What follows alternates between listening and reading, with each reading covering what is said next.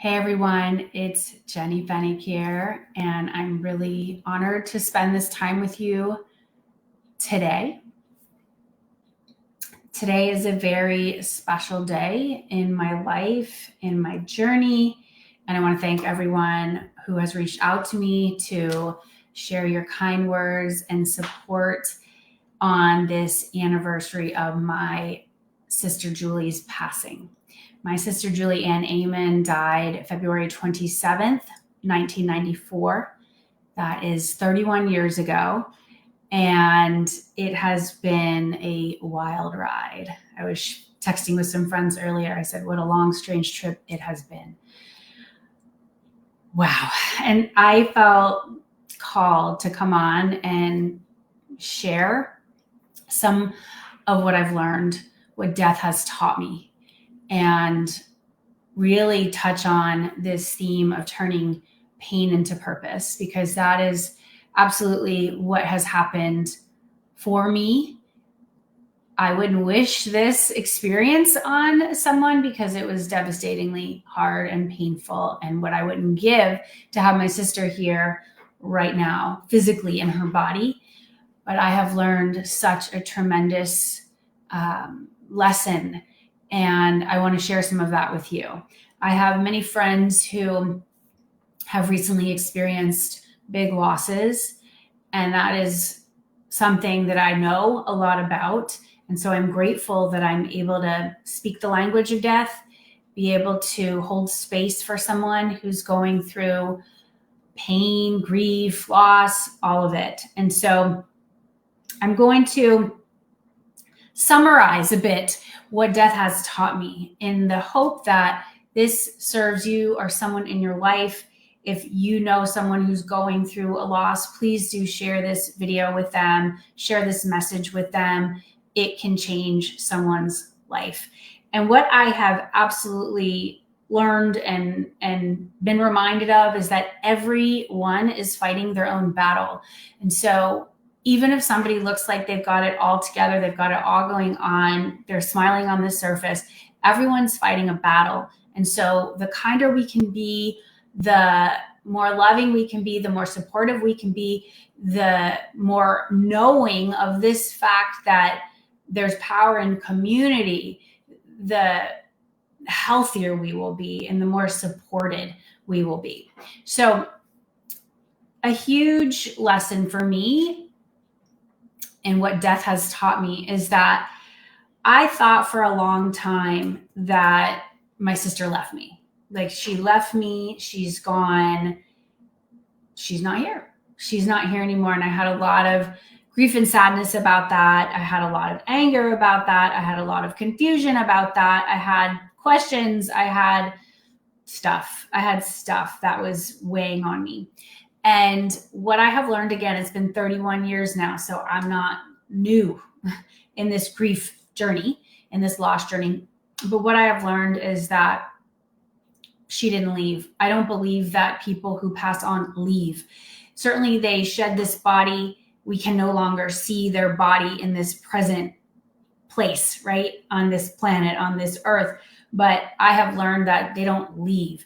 The energy just changes form. They shed the body, but the energy is here. The energy for sure is here. I know this. And I've been constantly reminded of this through the years when I'll meet someone and their name is Julie, or there'll be some numerology situation where 227, I'll get that message, or I'll get a 420 message. 227 is the date of Julie's death.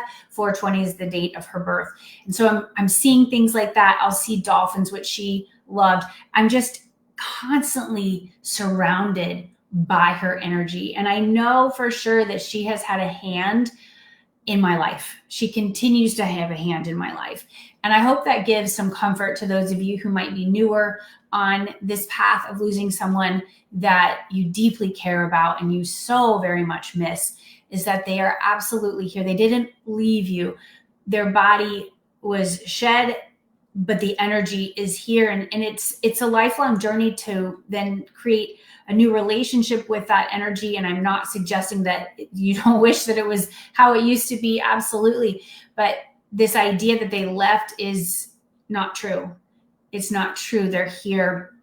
It simply changed form. And that took me a while to figure out, but it gives me so much comfort today. And I know that my sister had a hand in getting all of my children Earthside. My daughter's middle name is Julie. I always knew if I'd had a girl, I would give her the middle name of Julie. And so I look around at them and I just know she had a hand. I reached out to my parents today and I shared that it was wild going through what we went through at the time that we did. I was 16, my sister was 12. My parents were divorced. They were living in 2 different states. It was not easy. It was messy. It was hard. And we figured it out. And I believe that Julie is really proud with how we have navigated this life and figured out how to keep going. There were years that things were dicey. There were seasons of extreme challenge where it didn't look great, but that's how life goes. You're not always going to be in seasons that are incredible and joyful and everything looks awesome and everything looks like it's working out. There are times that it doesn't feel like it's working out at all, but she has a hand in it all. And so for those of you who are experiencing loss, I hope that gives you some comfort for sure. Another lesson here was learning that I could rewrite the story was very, very powerful. And this is available to all of us, that you can rewrite your story at any time. Some of us are stuck in a story that no longer serves. It's holding you back.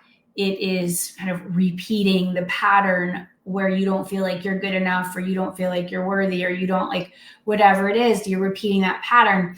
And when you realize that you can change that story, you can change that story at any time, that's when you reclaim your power. Okay. And so I encourage you to look right now where you're stuck in a story. And again, using myself as an example, I will tell you, I was stuck in this story that my sister left me. Okay. And I had a scrapbook I had a high school scrapbook. I don't know if any of you all kept a scrapbook or still keep a scrapbook, but I have my high school scrapbook, and there's some pages in the book around the time that Julie died. And I had on one of the pages, she left me. Like, she left me. And that was, again, I interpreted that to mean like everybody leaves. And that must mean I'm not good enough. I'm not worthy. I'm not lovable. Like, you can fill in the blanks. And I want you to think about where you've done this in your life. So I'm remembering today, 31 years ago, almost 31 years ago. It'll be 31 years ago in maybe like April-ish time, maybe May, that it was a few months after Julie's death. I wrote a poem about her and then delivered this poem at this pageant we had at my high school called Miss New Smyrna Beach High School. I delivered it in front of the whole school and then the whole community who came out to this pageant. It was a pretty big deal at my school. We had like 1,500 kids at my school. So it was a sizable school, much bigger than the high school that my son will be attending next year anyway. And I wrote a poem about Julie and I recited it. And when I look through the words, I'm realizing that what I was doing at that time was making sense of how I navigated this impossible situation. I had a lot of guilt. I had a lot of shame. I had a lot of just pain that I was bearing to everyone who would listen. And I was in a story that somehow I did this wrong. I did this wrong. I'm going to actually share the poem with you now, because this is me owning that for so many years I would have dreams that somehow I was on stage saying this poem but forgetting the words. And so I'm going to do this right now publicly for the first time in almost 31 years. Okay. I'm going to read this poem. I'm going to recite this poem, which I did way back then through memory. Now I'm going to have it up on my screen so I can read it. But I just want you to notice the words. I want you to notice what I did then and how I was telling a story. I was telling my truth at that time, But if I was to write the poem now, it would be a different one because I have rewritten the story.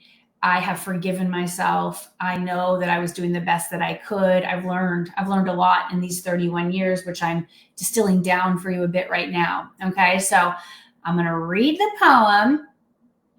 I got it up on my screen here. Let's see. Okay. I got to zoom in. My eyes aren't what they were at 16. You know what I'm saying? Okay. Here it is. I woke up one day, not to sunshine, but to night. It seemed to be a symbol of the end of the fight. Why did Miss Sunshine have to go away? I don't understand why she could not stay. My sunshine was so beautiful with all of her rays. She seemed perfect in every little way.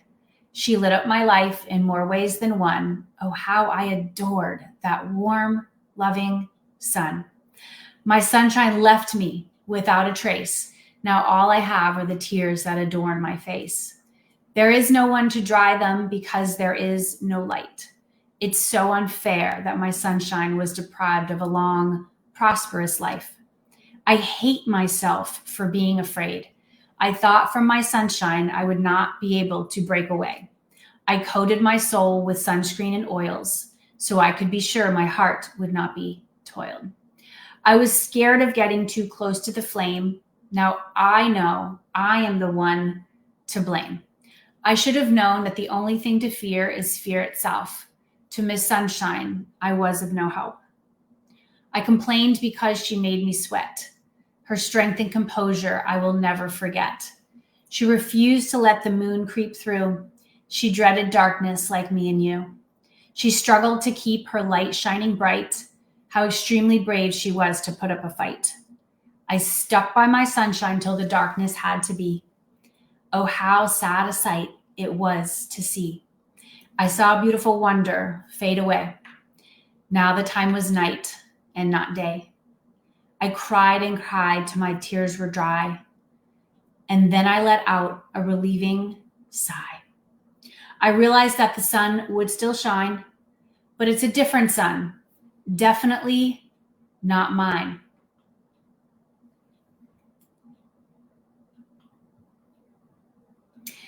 It's not as warm, true, or as sweet, but its responsibilities it will surely meet.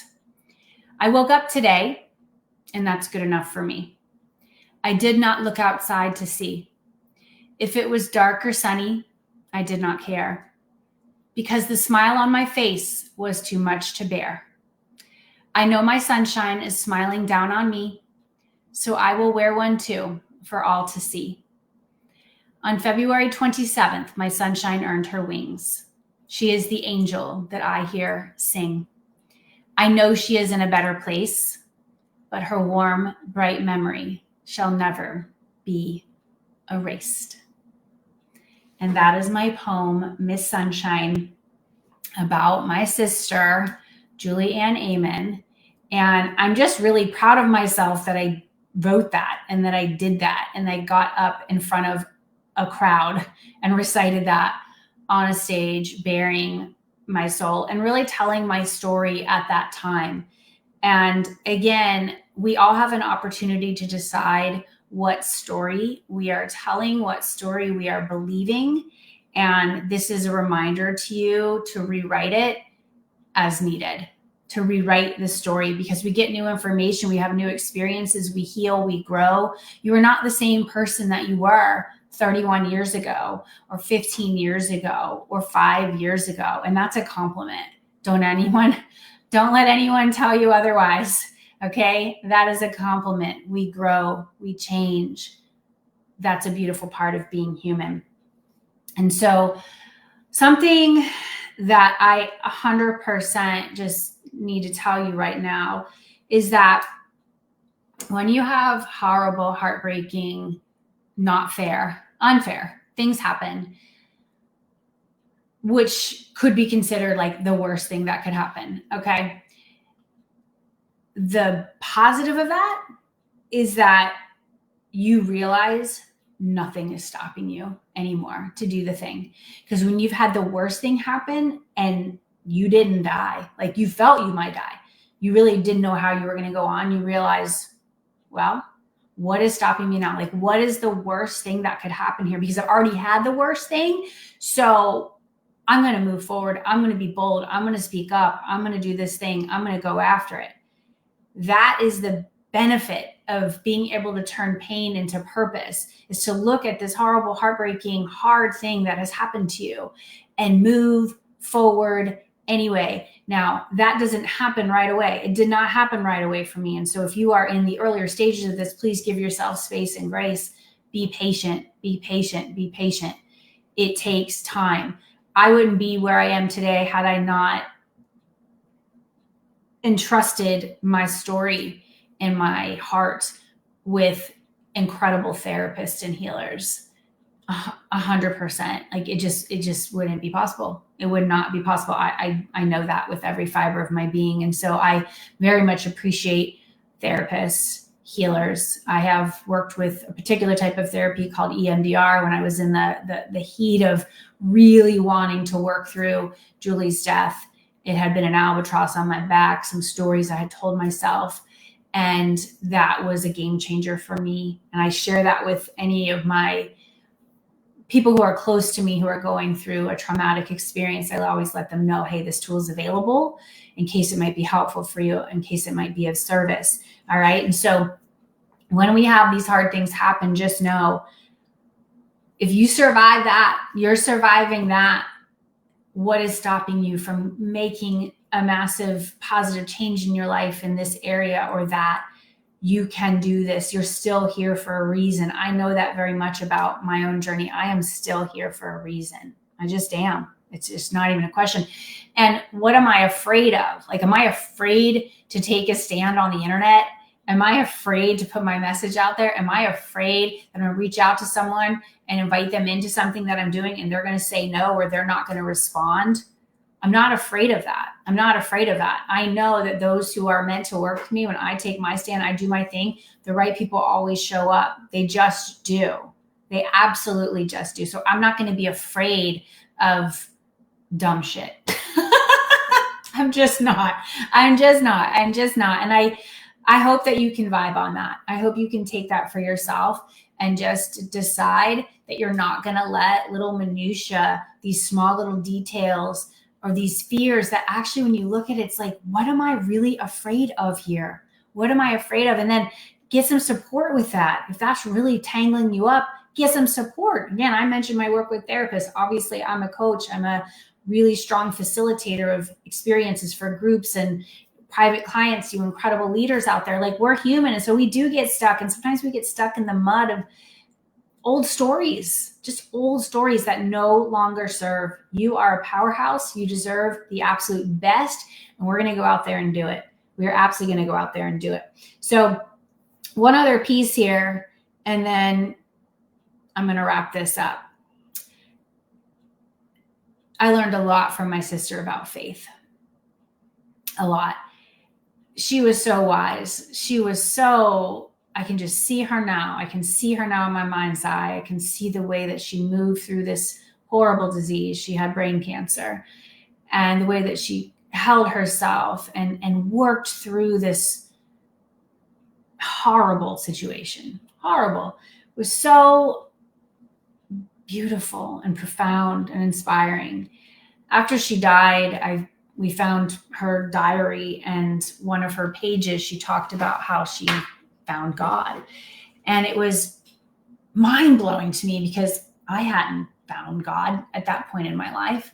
And I know everyone listening, you have your own unique relationship with your higher power, and I respect all faiths. And for my sister, it was very much a part of who she was.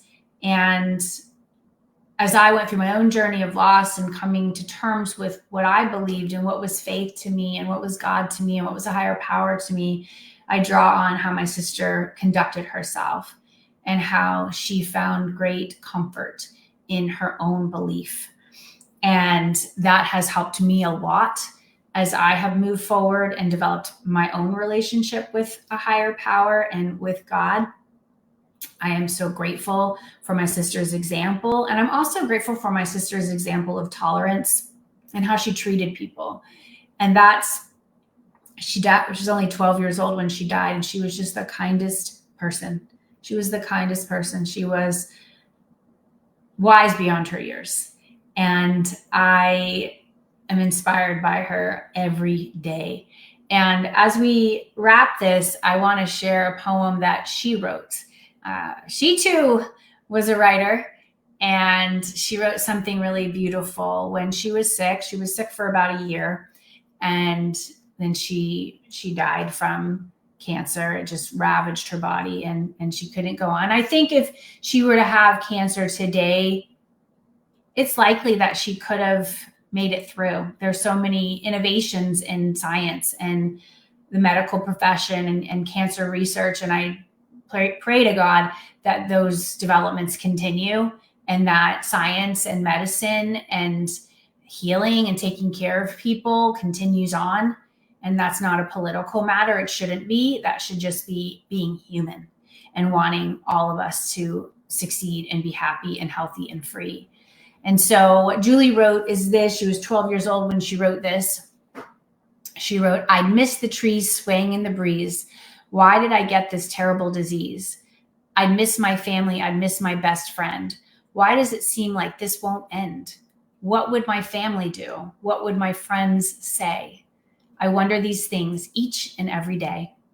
In the meantime, we'll pray for a miracle. It's so hard to cope. God will give us a miracle, for without God, there is no hope." That's by Julie Amen, age 12. So thank you so much for tuning in to this message about what pain has taught me. I know we all have, or what death has taught me, and pain, really. What pain and death have taught me, because the two go hand in hand. The two go hand in hand. There is no death without pain. It just comes with the territory. So when we can turn our pain into purpose, when you can use that as fuel, it's amazing. I have so many clients I'm thinking of right now who are in the trenches of this work, and I just want to celebrate them. I want to thank them for what they do and for entrusting me as a coach on their epic quest. And that's what we're all on, is an epic quest.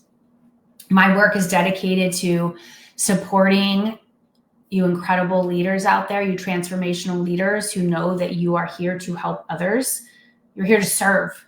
You are here to serve. You are here to help people not feel so alone, not feel so, it doesn't have to feel so hard. That's what my people do. Like we are gatherers. We bring incredible souls together for the work of transformation, the work of ascension. And I feel extremely honored for that.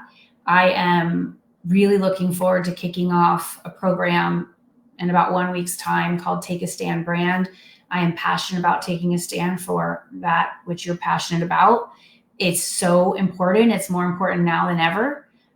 We will not be silenced. We will not be on the sidelines or thinking that this is a dress rehearsal. Like, this is it. And what we're doing in Take a Stand Brand is really going to activate something inside of you so that you can meet this moment head on. Because none of us know how long we have here. And this is how I'm going to wrap today. None of us know. None. So what are you waiting for? What are you waiting for? This is the time. You are the one. Let's go. If you want info on Take a Stand Brand, reach out to me. You can also go to jennyfennig.com/stand. It's time. It's on. Let's do this thing. My work this year is taking on lots of different paths. I guess that's a good way of saying it. I have my hands in a few different areas, and I will be very conscious about how I'm spending my time and the kinds of experiences that I'm inviting people to come to and through.